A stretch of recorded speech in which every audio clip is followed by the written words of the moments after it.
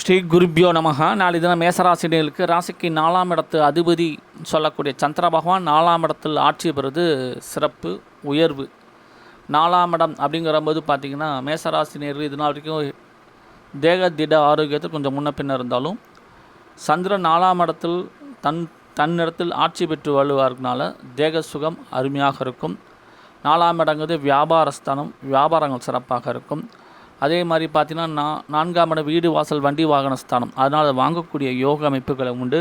நாளை தினம் யோகமும் நல்லாயிருக்கு, நட்சத்திரமும் நல்லாயிருக்கு, தாராளமாக ப்ரொசீட் பண்ணலாம்.